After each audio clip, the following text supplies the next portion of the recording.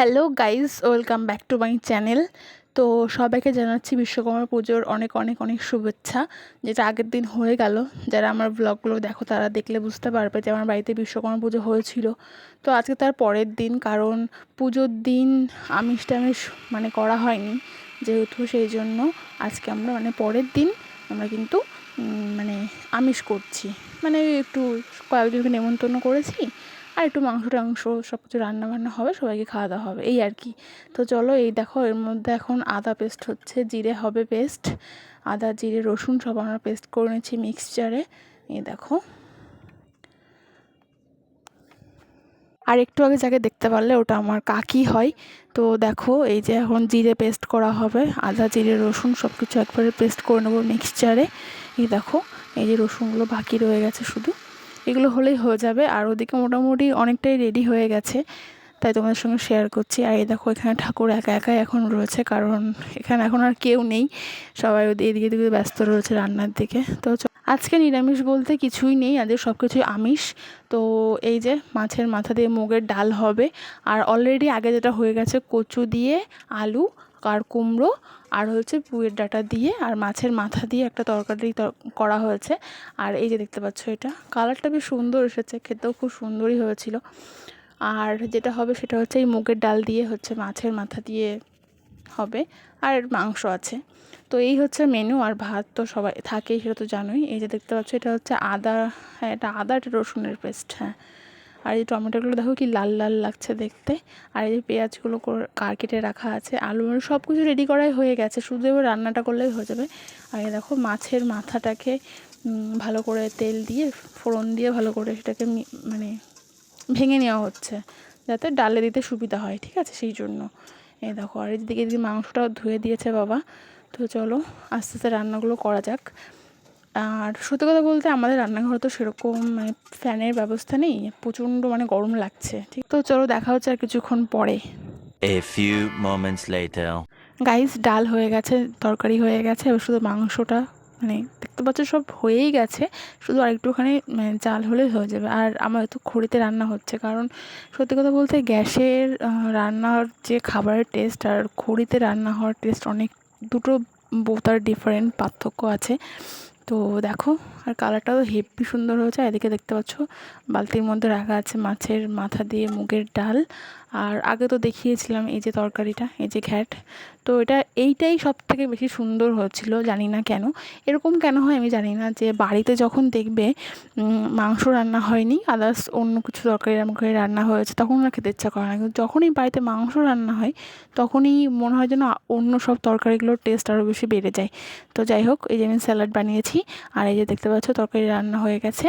আর এই যে ভাতে উপর দেওয়া হয়েছে, মোটামুটি সব কিছু কমপ্লিট। আর স্যালাডগুলো দেখো কি দেখেই মনে হচ্ছে খেয়ে ফেলি, এরকম মনে হচ্ছে। তো চলো যাওয়া যাক সামনের দিকে।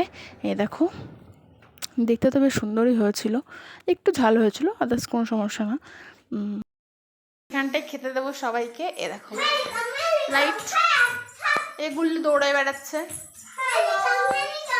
ওর নাম নন্দী, ও আজকে আমাদের পরিবেশন করব। তো ও আজকে নিমন্ত্রিত আছে, তা কি বলছিস বল।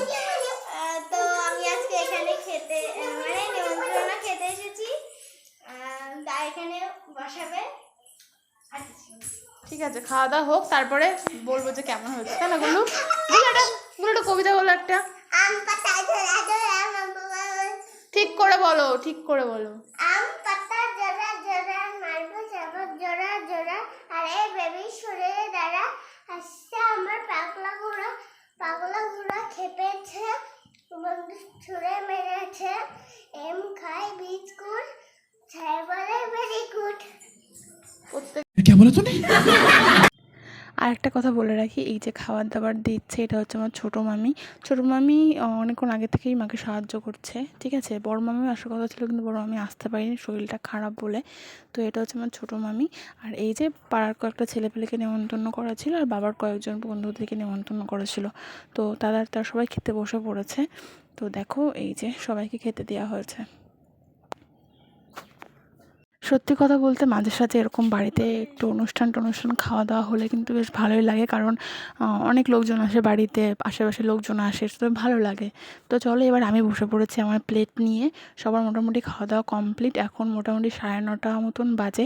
তখন চলো খেয়ে নিই কটা। এ দেখো প্লেটে ভাত দেওয়া হয়ে গেছে, আর মা আমাকে আলাদা করে বাটিতে করে মাংস দিয়ে গেছে, জানি না কেন। তো এই দেখো, তো চলো আস্তে আস্তে খাওয়াটা শুরু করা যাক। দেখতে তো ভীষণ টেস্টি লাগছে। আর এই যে নিরামিষ, আমি নিরামিষটা অল্প একটু নিলাম, কারণ তরকারি, মাংস তরকারি রয়েছে, তো ওটা দিয়েই বেশি করে ভাত খাবো সেই জন্য। আর এই দেখো, তো চলো হালকা করে মাখিয়ে নিয়ে খাওয়া যাক। তবে সত্যি কথা বলতে নিরামিষটা কিন্তু খুব সুন্দর হয়েছিল, যাই বলি না কেন। মাংসর থেকেও আমার কাছে নিরামিষ বলছি বারবার, মাছের এই যে মাথা দিয়ে এই যে তরকারিটা মানে আমার খুবই ভালো লেগেছে, খুব খুব খুব ভীষণ। তো চলো আস্তে ধীরে সুস্থে খাওয়া যাক। এই স্যালাড চলে এসেছে পাতে।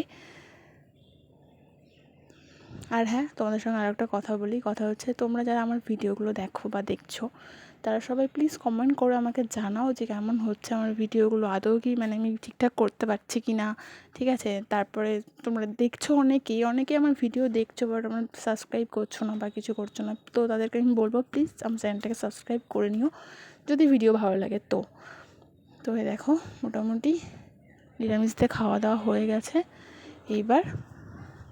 হ্যাঁ, তো চলো আস্তে ধীরে খাওয়া দাওয়া করা যাক। প্রথম দিকে যারা সবাই উঠেছিল ওদের সবাইকে আমরাই সার্ভ করছিলাম দিয়ে। তো এখন তো আমি বসে পড়েছি, অনেকে আমাদের যারা যারা খাবার দিচ্ছিলাম তারা সবাই বসে পড়েছে, আর 2-1জন আছে তারা আমাদেরকে খাবার দাবার দিচ্ছে।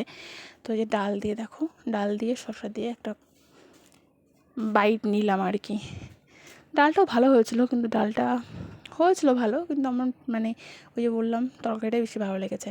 আর মাংস তরকারিটাও ভালো হয়েছিলো, ওই একটু ঝাল হয়ে গেছিলো, আদার্স কিছুই না। আমি খুব ঝাল মানে আমি খাই না, তো সেই জন্য একটু অসুবিধা হয়েছিলো, আদার্স কিছু না, কারণ এখানে 10 জনের খাওয়ার, তো সেই জন্য একটু ঝাল করেই করা হয়েছিল। তো চলো, অবশ্যই দেখতে পারলে মামি, আর ওটা হচ্ছে মামির মেয়ে। A few moments later. তো গাইস এবার ফাইনাল টাচে পৌঁছে গেছি, ফাইনাল মেন মেনু যেটা, সেটা হচ্ছে চিকেন। তো দেখতে পাচ্ছ কি সুন্দর সফট আর জুসি ছিল গাইস, এত সুন্দর মানে এত নরম হয়েছিল জিনিসটা। এই দেখো, কিন্তু আলুটা একটুখানি কেমন যেন একটু শক্ত রয়ে গেছিলো। তো চলো শসা, পেঁয়াজ আর একটু মাংস আর ভাত দিয়ে এক বাইট নেওয়া যাক। তো সেই তো লাগছে খেতে, হেভি লাগছে। এখন যে এডিট করছি না, মানে এখনই আমার আরও মানে খেতে ইচ্ছা করছে সব দেখে, ঠিক আছে। মনে হচ্ছে এখন যদি খেতে পারতাম তাহলে ভালো হতো। তো এই হচ্ছে ব্যাপার। এটা আগে আমাদের বাড়িতে কি হতো না, মানে যেদিনকে পুজো হতো সেই দিনই আমরা মানে রাত্রেবেলায় মানে রান্নাবান্না করে সবাইকে খাইয়ে দিতাম। কিন্তু এখন ব্যাপারটা একটু অন্যরকম হয়েছে, এখন আমরা পরের দিন ব্যাপারটা করি, কারণ অত সামলে আর পারা যায় না। তো চলো শেষ পাতে মিষ্টি না হলে চলে না। আর আমি মিষ্টি খেতে থেকে তোমরা আমার ভিডিওগুলো দেখতে থাকো, আর ভালো লাগলে একটা লাইক করে দিও। আর চ্যানেলে যদি নতুন হও তাহলে সাবস্ক্রাইবটা করতে ভুলো না। টাটা।